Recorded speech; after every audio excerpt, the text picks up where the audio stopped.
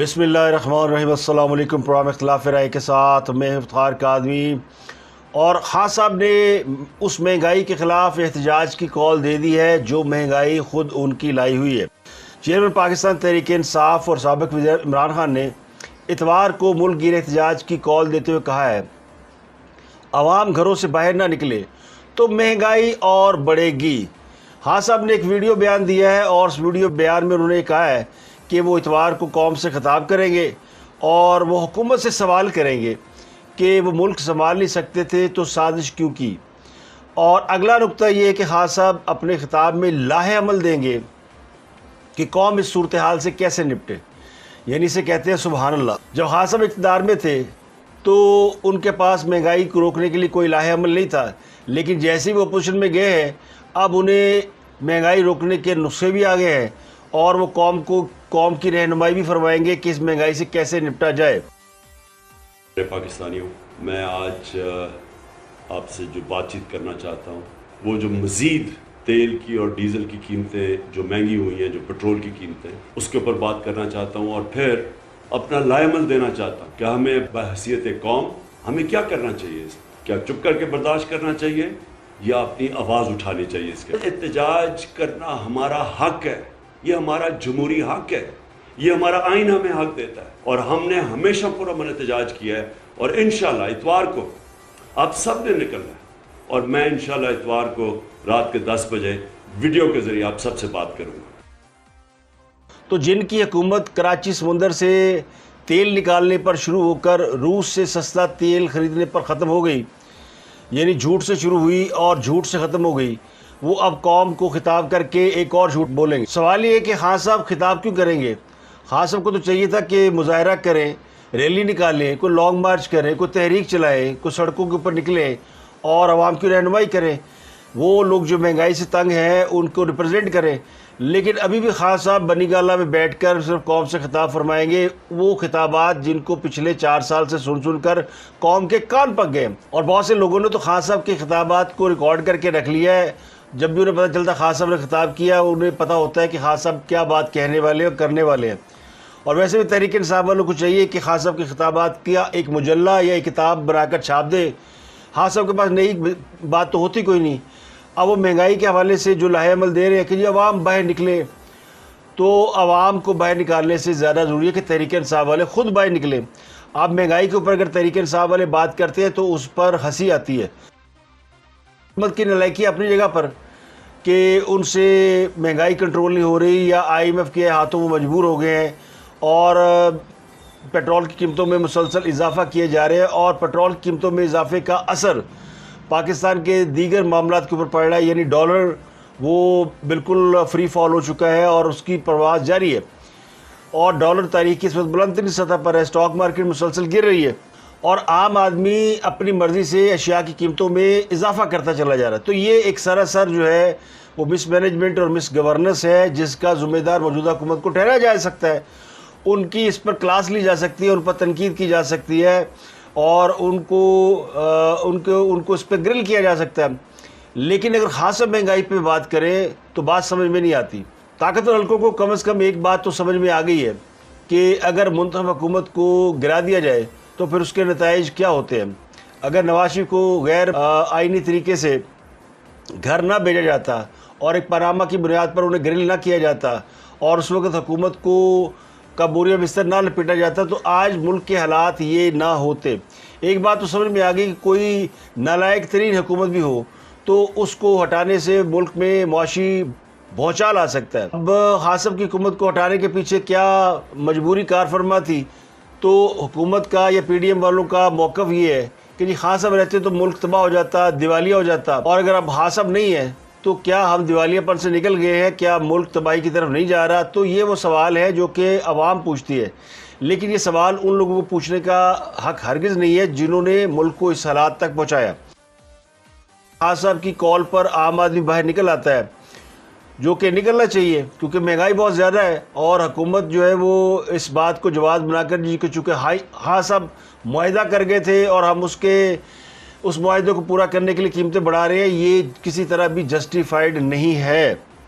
हुकूमत को ये इल्म था कि اگر خاص صاحب معاہدہ کر کے گئے ہیں اور انہیں اقتدار میں آنے کے بعد IMF کے پاس جانا پڑے گا اور انہیں وہ معاہدہ پورا کرنا پڑے گا، تیل پر سے سبسڈی ختم کرنا پڑے گی، تو مہنگائی کا ایک طوفان آئے گا۔ تو خان صاحب سے اور کیا شکوہ تھا لوگوں کو؟ خان صاحب سے جو لوگوں کو شکایتیں تھیں وہ یہ تھی کہ وہ جو وعدے کرتے پورے نہیں کرتے، وہ جو معیشت کو ٹھیک کرنے کے دعوے کر کے آئے تھے انہوں نے معیشت ٹھیک نہیں کی، انہوں نے بے روزگاری میں اضافہ کیا اور ان کے دور حکومت میں مہنگائی بے تحاشا بڑھی اور ڈیولپمنٹ کے کام نہیں ہوئے۔ تو یہ 4-5 موٹی موٹی چیزیں جو خان صاحب کے خاتمے میں تھی، اب انہی باتوں پر خان صاحب سیاست کر رہے ہیں اور موجودہ حکومت کے خلاف وہ اب مہنگائی کو جواز بنا کر تحریک چلا رہے ہیں یا خطابات کریں گے۔ تو اتوار کو خان صاحب لاہے عمل کا اعلان دیں گے جی کہ کیسے قوم اس بحران سے نکلے، جیسے انہوں نے پچھلے 4 سال میں قوم کو بہت بحرانوں سے نکال لیا اور ملک کو ماشاءاللہ ٹاپ 10 کنٹریز میں شامل کر دیا، سبز پاسپورٹ کی انہوں نے عزت بڑھا دی اور قومی خزانے میں انہوں نے اربوں ڈالر چھوڑے اور تیل جو ہے وہ تقریباً مفت لوگوں کو مل رہا تھا اور ادویات جو ہے ان کی قیمتیں انتہائی کم تھی، چینی آٹے کا کبھی بحران نہیں ہوا۔ تو خان صاحب کی حکومت سے جو لوگ فیض یاب ہو چکے ہیں وہ تو ان حالات کو بڑی اچھی طرح جانتے ہیں۔ تو جس طرح خان صاحب کے ووٹر سپورٹر اپنے قائدین کی غلطیوں کو ڈیفینڈ کیا کرتے تھے کہ جی مہنگائی چونکہ دنیا میں ہے اس لیے یہاں کرنی پڑ رہی ہے، تو اسی طرح موجودہ حکومت کے ماننے والے اور ان کے ووٹر سپورٹر بھی اس بات کو ڈیفینڈ کر رہے ہیں کہ چونکہ IMF سے معاہدہ خان صاحب کر کے گئے تو ہمیں وہ معاہدہ پورا کرنا پڑ رہا ہے۔ تو جسٹیفیکیشنیں اپنی اپنی جگہ پر دونوں سیاسی یعنی جو دھڑے ہیں، دھڑا یہ نا، ایک طرف تو بہت ساری سیاسی جماعتیں ہیں اور ایک طرف خان صاحب اور ان کے ساتھ ان کی 1-2 اتحادی جو موجود ہیں وہ اپنی جسٹیفیکیشنیں دے رہے ہیں۔ تو خان صاحب جو ایک سیاسی طور پر فی الحال نہ صرف ناکام ہے بلکہ ان کی اداروں کے ساتھ بھی محاذرے کی جو کیفیت ہے اس سے ان کی سیاست کو خاصا نقصان پہنچ رہا ہے اور وہ اس بات کو سمجھنے کی بجائے مسلسل اس بات پر اصرار کر رہے ہیں کہ ان کی حکومت ٹھیک تھی، نہ وہ اپنی حکومت کے دوران کیے گئے کاموں کی غلطیوں کا اعتراف کر رہے ہیں کہ وہ کم از کم عوام کے سامنے ان غلطیوں کا اعتراف کریں جو انہوں نے کی ہے۔ تو ہو سکتا ہے کہ عوام کے دل میں ان کے لیے کوئی ہمدردی جاگ اٹھے، تو فی الحال تو اس طرح نہیں لگتا کیونکہ لوگوں کو پتہ ہے، لوگ موجودہ حکومت کو برا بھلا بھی کہہ رہے ہیں لیکن ساتھ اس بات کا احساس بھی ہے لوگوں کو کہ یہ سب کیا دھرا پچھلی حکومت کا ہے۔ اسی وجہ سے خان صاحب جہاں جاتے ہیں ان کو سخت سوالات کا سامنا کرنا پڑتا ہے۔ اسلام آباد بار میں وہ خطاب کرنے گئے تو وہاں بھی ان کے اوپر بڑے سخت سوال ہو گئے۔ ممبر بار علیم عباسی نے ان سے سوال کیا کہ گورنر نے قانون کا جس طرح استعمال کیا پنجاب کے اندر اس کا جواب دے، اسپیکر ڈپٹی اسپیکر نے قانون پر کس طرح عمل نہ ہونے دیا، یہ جو تحریک عدم اعتماد آئی تھی اس حوالے سے سوال پوچھے گئے، اس کا جواب دے۔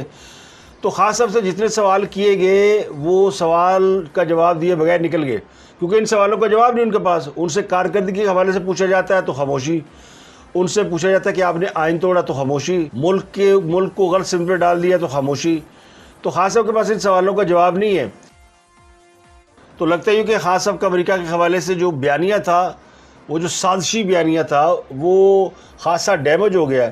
پچھلے دنوں پچھلے 2-3 روز میں جو فوج نے آ کے کیٹیگوریلی اس کو ڈینائی کیا، اس کے بعد خان صاحب کے پاس کوئی آپشن نہیں رہ گیا کہ وہ اب مہنگائی پہ بات کریں، وہ کسی اور موضوع پہ چلے جائیں۔ تو انہوں نے اب مہنگائی کو فوکس کرنے کا فیصلہ کیا کہ چونکہ مہنگائی ہو رہی ہے اور واقع ہو رہی ہے اور عوام مہنگائی سے بڑے تنگ ہیں، تو اب وہ مہنگائی کے معاملے کو لیڈ کریں گے۔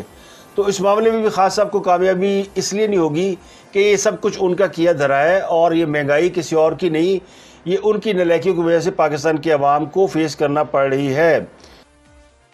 مریم نواز نے سوال کیا کہ مراسلہ سیاسی معاملہ تھا تو عمران خان سے سلامتی کمیٹی میں کیوں لے کر گئے؟ یہ کل میں نے اپنے پروگرام میں یہ سوال اٹھائے تھے کہ اگر یہ سیاسی معاملہ تھا تو پھر قومی سلامتی کمیٹی میں کیسے گیا، اور اگر یہ قومی سلامتی کمیٹی میں گیا تو یہ قومی سلامتی کا معاملہ تھا، یہ ملک کی مفاد کا معاملہ تھا، ملک کی خود مختاری کا معاملہ تھا۔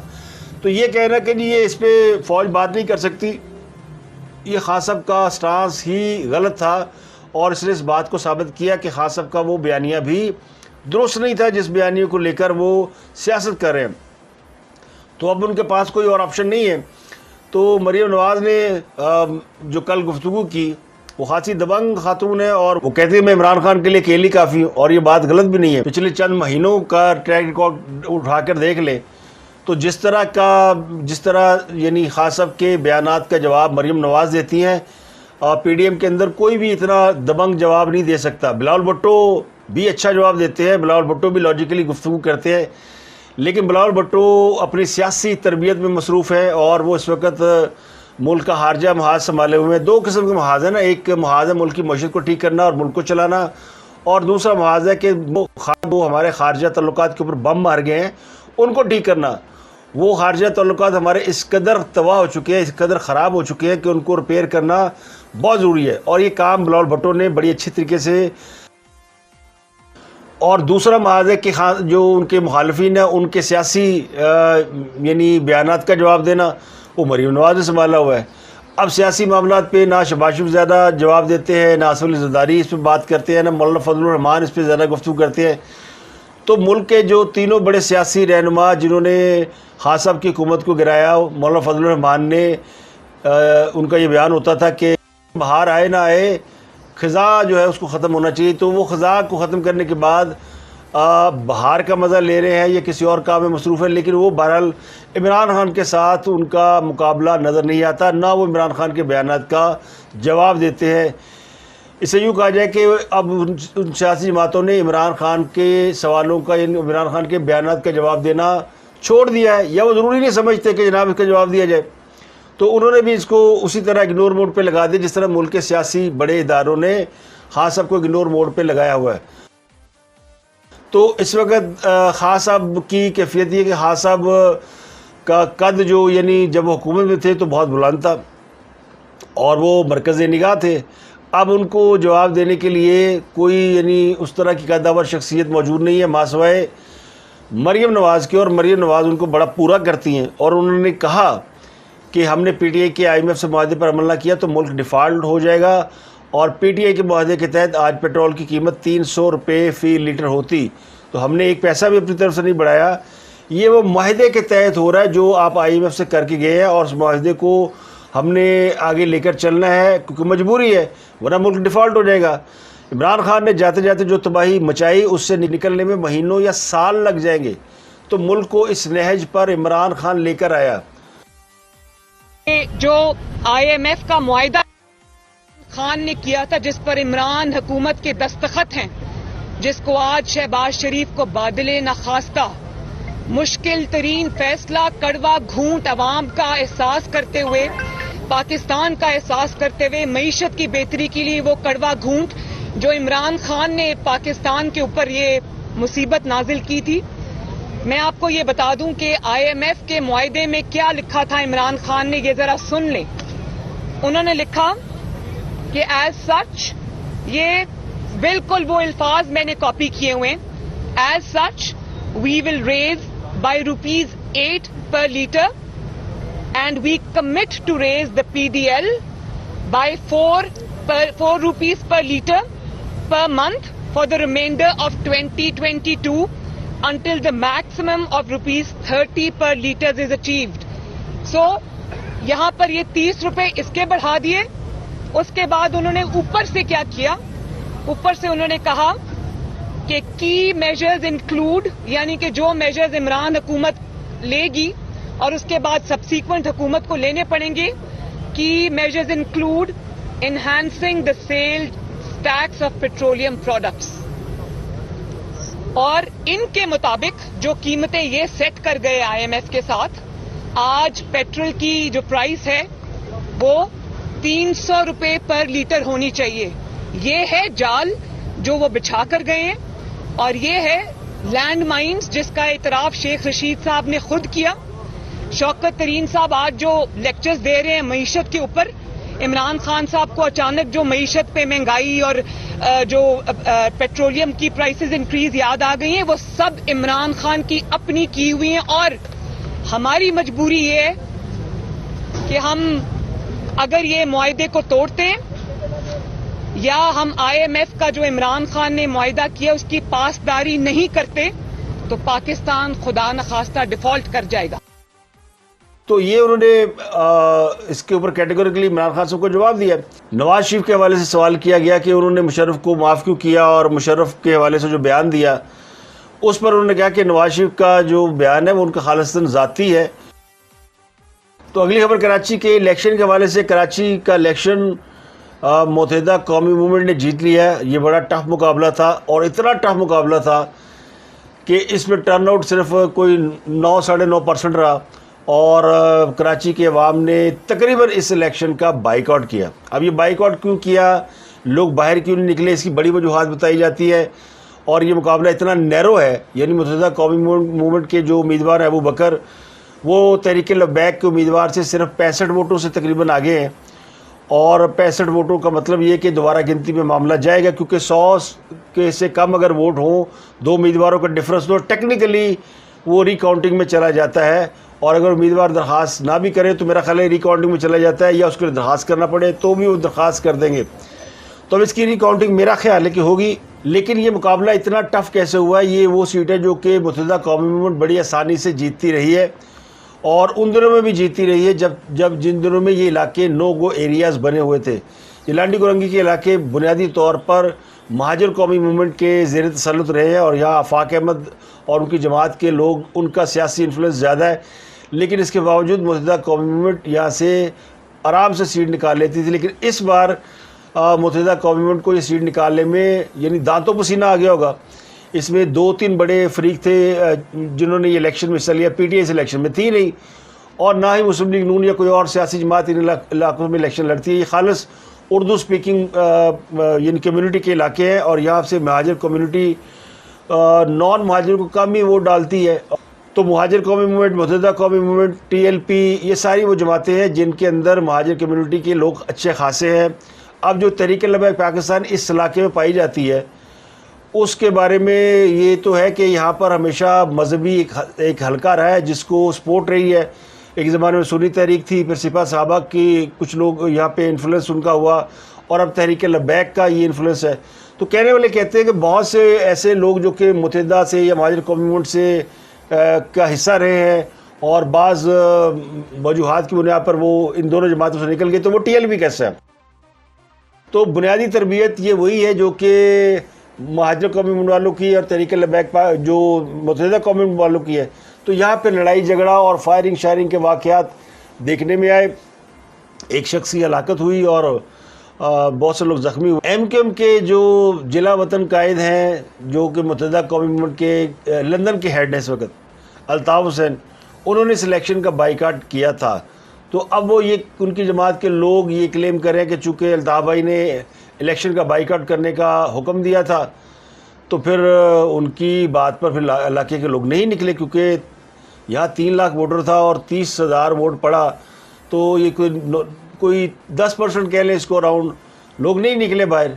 اب لوگ اس کی توجیحات نکالتے ہیں, جی ورکنگ ڈے تھا, حالانکہ علاقے میں چھٹی دی ہوئی تھی, لیکن لوگ دہاڑی دار مزدور ہیں تو پھر وہ ووٹ ڈالنے نہیں آ سکے. تو بہت جتنی بھی آپ توجیحات لے لیں وہ اس بات کو جسٹیفائی نہیں کرتی کہ اتنا کم ٹرن آؤٹ کیوں رہا. تو اس کا مطلب یہ کہ یہاں پہ ایم کیو لندن کا ابھی تک ہولڈ ہے, اور مہاجر قومی موومنٹ کا ہولڈ یہاں پہ کنورٹ ہو چکا ہے, یا انہوں نے زیادہ اس کے اوپر کو ورک نہیں کیا, ورنہ ہمیشہ وہ متحدہ کے ساتھ مقابلہ یعنی ان کا ٹکر کا ہوتا ہے, اور ان کا ووٹ بینک بھی اتنا ہی تھا جتنا کہ متحدہ قومی موومنٹ کا تھا. اب وہاں سے ٹی ایل پی کا آگے آنا, اس کا مطلب یہ کہ ٹی ایل پی وہاں پہ ٹیک اوور کر چکی ہے, اور یہ اچھی خاصی فائٹ دی ہے ٹی ایل پی نے, اور یہ کراچی کے آئندہ آنے والے الیکشن کو بھی ریفلیکٹ کر سکتا ہے کہ ٹی ایل پی نے اپنا ووٹ بینک بنایا ہے. لیکن اس ووٹ بینک کو اگر آپ دیکھیں تو ایک جو ناخوشگوار واقعات ہوئے, وہ پی ایس پی کے دفتر میں فائرنگ تھی. مصطفیٰ کمال کی جماعت بھی سلیکشن میں کھڑی تھی. شبیر قائم خانی ایک نون آدمی ہے, اور وہ ایم کیو ایم کا حصہ رہے ہیں, یعنی جو متحدہ قومی موومنٹ اس کا حصہ رہے ہیں. تو لوگ سارے جانتے تھے ان کو, خیر ووٹ کم پڑے ہیں, تقریباً ان کو 4,797 ووٹ پڑے ہیں. تو یہ ووٹ بھی بنیادی طور پر ایم کیو ایم کا ٹوٹا ہوا ووٹ ہے جو کہ پی ایس پی میں جا چکا ہے. پیپل پارٹی نے یہاں سے 5,748 ووٹ لیے ہیں, جو کہ پیپل پارٹی اس بات پر خوش ہوگی کہ چلے ہمارا بھی یہاں پہ کچھ نہ کچھ حصہ بقدر جسہ گوٹھوں ووٹوں کو ملا کر کچھ نہ کچھ ووٹ بینک ہے. لیکن یہ الیکشن کم مذاق زیادہ تھا, کیونکہ اس میں جو عوام کی نمائندگی ہے وہ اس طرح نہیں ہوئی, یعنی جو ووٹر کا جو ریفلیکشن ہوتا ہے, یعنی کہ ان کا مزاج موڈ کیا ہے, وہ نظر نہیں آیا. اب اسے پی ٹی آئی بھی یہ کلیم کر سکتی ہے کہ چونکہ پی ٹی آئی نے الیکشن میں حصہ نہیں لیا تو اس لیے کراچی کے عوام باہر نہیں نکلے, اور متحدہ قومی موومنٹ لندن بھی کہہ سکتی ہے کہ چونکہ الطاف بھائی نے بائیکاٹ کا اعلان کیا تھا تو لوگ باہر نہیں نکلے. تو دونوں جماعتیں اپنی اپنی جگہ پہ کلیم کر سکتی ہیں، لیکن حقیقت یہ ہے کہ اس کو متحدہ قومی موومنٹ نے فار گرانٹیڈ لیا، ایزی لیا. ان کا خیال تھا کہ سیٹ ہم آسانی سے نکال لیں گے، اور لیکن یہ آسانی سے نہیں نکلی. ان کو دانتوں پسینہ آ گیا سیٹ کو نکالتے نکالتے، لوگ بھی باہر نہیں نکلے، اور اب یہ ری کاؤنٹنگ میں بھی جاری ہے. ابو بکر یہاں سے جیت گئے ہیں، 10,618 ووٹ ان کے ہیں، اور 10,683 ووٹ ہے ابو بکر کے، اور 10,618 ووٹ ہے تحریک لبیک کے. اس الیکشن میں مہاجر قومی موومنٹ تیسرے نمبر پر رہی، اور دوسرے نمبر پر تحریک لبیک پاکستان، اور پہلے نمبر پر متحدہ قومی موومنٹ رہی. تو اس کا مطلب یہ ہے کہ مہاجر قومی موومنٹ کا بھی اس علاقے میں اچھا خاصا ووٹ ہے. تو اب جب میں پروگرام کر رہا ہوں تو اسی دوران خبر آ گئی ہے کہ تحریک لبیک کے امیدوار نے دوبارہ گنتی کی درخواست دے دی ہے، اور ٹیکنیکلی مجھے یہ اندازہ تھا کہ اس میں دوبارہ گنتی ہوگی، اور اگر اس میں ووٹوں کا کوئی فرق نکلا تو متحدہ قومی موومنٹ کے امیدوار کی فتح شکست میں بھی تبدیل ہو سکتی ہے. تو اگلی خبر ہے وہ جو سابق چیئرمین وابڈا مزمل حسین، جنہوں نے پچھلے دور حکومت میں عسکری یوتھیا ہونے کے فائدے اٹھائے اور بہت جگہوں پہ انفلوئنس کیا. یہ ایک بااثر آدمی تھے، ان کو نیب نے بلایا ہوا ہے، 9 جون کو بلایا گیا لیکن وہ پیش نہیں ہوئے. ان کے خلاف وابڈا کے تربیلا 4 پروجیکٹ میں $753 ملین کی کرپشن کا الزام ہے. $753 ملین. مزمل حسین صاحب جو ہے یہ نواز شریف دور میں لگایا گیا تھا، لیکن یہ پھر خان صاحب کے کیمپ میں پائے گئے اور خان صاحب کے لیے لابنگ کرتے پائے گئے. تو فوج کے اندر جو کچھ لوگ یا فوج سے ریلیٹڈ کچھ لوگ جو کہ خان صاحب کی کمپین چلاتے تھے، یہ ان میں سے ایک ہے. تو انہوں نے خاصی کمپین چلائی تھی، اور پھر جب یہ ایکسپوز ہوئے تو فوج نے ان سے کہا کہ آپ اپنا عہدہ چھوڑ دیں. عہدہ چھوڑنے کے بعد یہ آرام سے باہر نکل گئے، اور میرا اطلاعات کے مطابق یہ شاید فرانس جا چکے ہیں، اور نیب انہیں بلا رہا ہے بار بار کہ آپ تشریف لائیں اور آپ آگے حساب کتاب دیں. یعنی جب وہ صاحب نکل گیا تو اب یہ لکیر پیٹ رہے ہیں. اس وقت جب یہ ساری چیزیں سامنے تھی تو اس وقت کسی نے ان کو گرفتار نہیں کیا، انہیں آرام سے باہر جانے دیا. اب وہ کیا کہتے ہیں، نہ 9 من تیل ہوگا نہ رادہ ناچے گی، نہ وہ واپس آئیں گے، نہ نیب کی انکوائری آگے چلے گی. اور ویسے بھی نیب کی قوانین میں تبدیلی کے بعد اب 12 ثبوت تو نیب پر ہے. تو یہ جو کرپشن کے الزام لگائے جا رہے ہیں کہ اتنے $1 ملین کی کرپشن ہوئی، یہ ثابت کس نے کرنی ہے؟ یہ ثابت نیب نے کرنی ہے، اور نیب کا چاچا بھی ثابت نہیں کر سکتا، کیونکہ نیب انویسٹیگیٹو ادارہ ہے ہی نہیں. تو اب نیب کے جو دانت جو ہے وہ تو نکال دیے گئے ہیں، تو نیب اب جس کو کاٹے گا اس کو درد نہیں ہوگا، اس کو گدگدی ہوگی. تو اس لیے یہ بھی ایک یہ عوام کی آنکھوں میں دھول جھونکنا،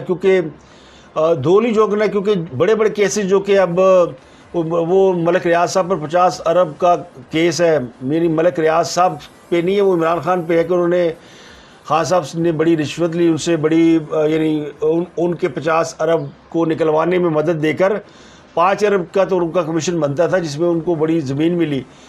تو ایک کرپشن کا کیس جو کہ خان صاحب پہ تقریباً ثابت ہے، اس کیس میں بھی کوئی گرفتاری نہیں، اور اس میں بھی کوئی. تو یہ جو نیب کے قوانین میں تبدیلی ہوئی ہے نا، یہ تبدیلی سے صرف ان لوگوں کو فائدہ نہیں ہوا جو کہ جن کے کیسز تھے، ان لوگوں کو زیادہ فائدہ ہوا جن کے اوپر کیسز بننے تھے. تو خان صاحب کو سب سے زیادہ اس کا فائدہ ہے، ان کے ساتھیوں کو، کہ اب اگر نیب ان کے اوپر کوئی چارجز لگاتی ہے تو پھر نیب کو پہلے وہ کیسز ثابت کرنا ہے، تو وہ ثابت نہیں کر پائیں گے. تو آج کے لیے اتنی، آپ سے ملاقات ہو کل. اپنا اور گرد و نواح کے لوگوں کا بہت خیال رکھیے گا.